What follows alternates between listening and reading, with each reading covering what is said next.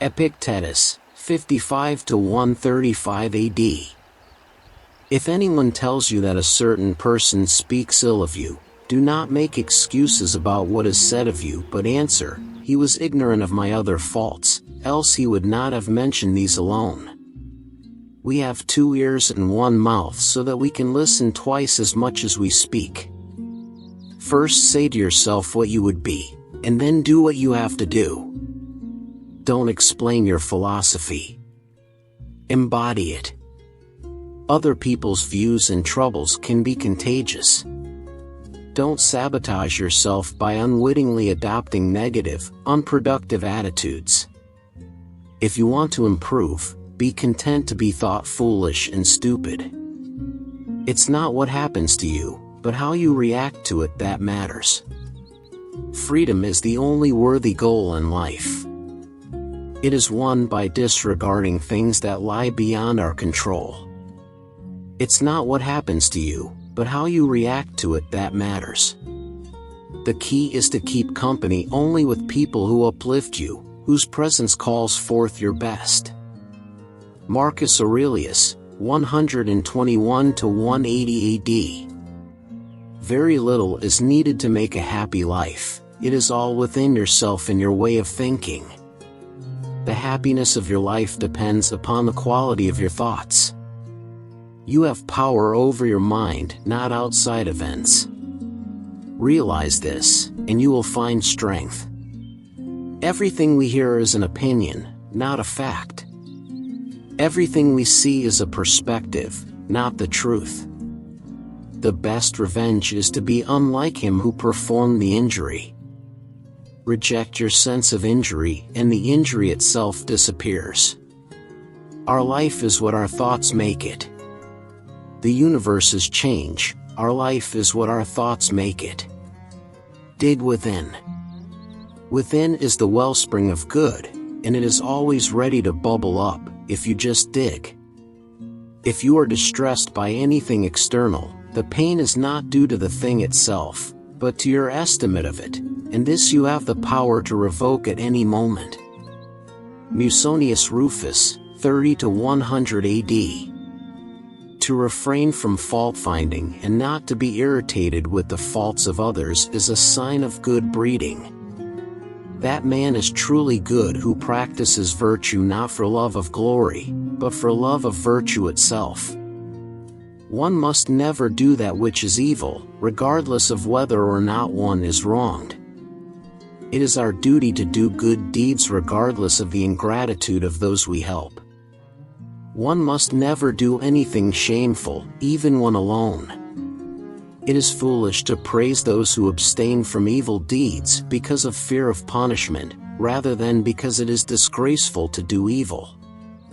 One should either progress or regress in living virtuously. Not to progress is really to regress. People should discipline themselves to one as little as possible, and not to expect to avoid all irritating situations. It is impossible for happiness to exist without wisdom and honorable conduct. Nature teaches us to love virtue and praise it, not to have an insatiable desire for wealth as most people do. Hierocles, 2nd century AD. We should conduct ourselves toward others so that our treatment of them is harmonious with our relations to them. We must recognize that we do not exist in isolation but are parts of the universal whole. To be disturbed about future things is characteristic of a weak mind and a foolish nature. Difficulties strengthen the mind, as labor does the body. Reason should control our passions, not the other way around. What is beautiful in appearance imperceptibly loses its charm with time. Gratitude is a sickness suffered by dogs. Undue demands for gratitude are rude demands for servility. You can avoid distress by excluding externals that are not up to us, and by acknowledging those that are up to us. Just as the sun lights up the moon, reason should illuminate the passions. We must continually concentrate our minds and find delight in noble deeds. Cato the Younger, 95 to 46 BC. The wise man finds just as much difficulty living with wealth as living without it. Greed is the greatest defect in human nature. The measure of a man is what he does with power. I prefer to be good than to seem so.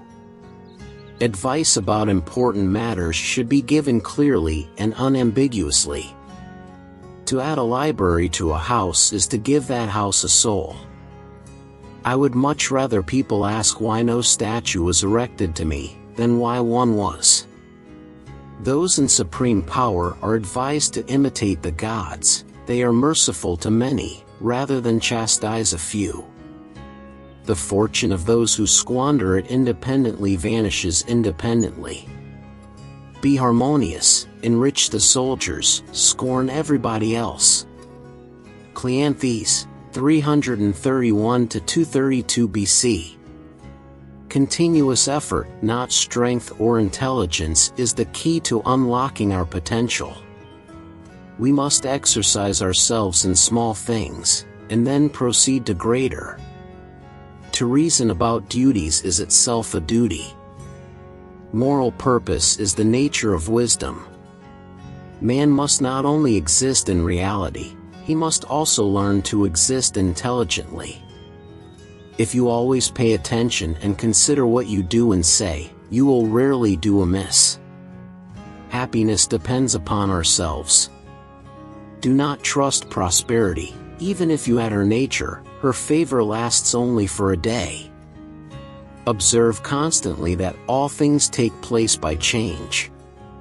Nothing happens at random, but everything for a reason and by necessity. Zeno of Citium, 333 to 264 BC. Man conquers the world by conquering himself. The goal of life is living in agreement with nature. Happiness is a good flow of life. The virtuous man is worthy to be loved. Fate is the endless chain of causation, whereby things are, the reason or formula by which the world goes on. The wise man will be guided in his conduct by prudence, propriety, and that knowledge by which goals are discriminated and discovered. Reason is shared by gods and men. A wrongdoer is often a man who has left something undone, not always one who has done something. Envy is the ulcer of the soul. Man conquers the world by conquering himself. Arrian, 86 to 160 AD. Be tolerant with others and strict with yourself. Do not allow the judgments and opinions of others to distress you. Do nothing against your will but do everything willingly. Let no emotion pass your lips that does not pass your mind first. Confidence comes not from always being right, but from not fearing to be wrong. The greater the difficulty, the more glory in surmounting it. Take full account of what excellencies you possess, and in gratitude remember how you would hanker after them if you had them not. It is difficulties that show what men are. First say to yourself what you would be, and then do what you have to do.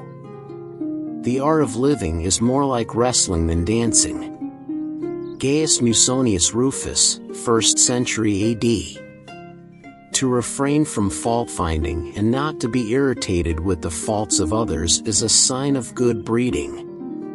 That man is truly good who practices virtue not for love of glory, but for love of virtue itself.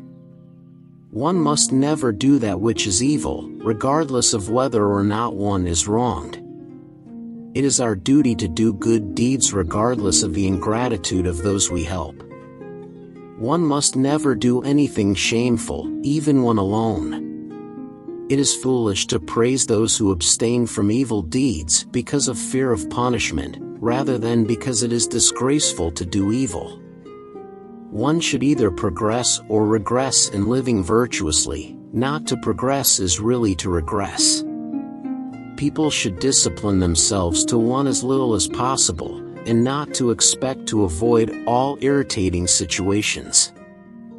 It is impossible for happiness to exist without wisdom and honorable conduct.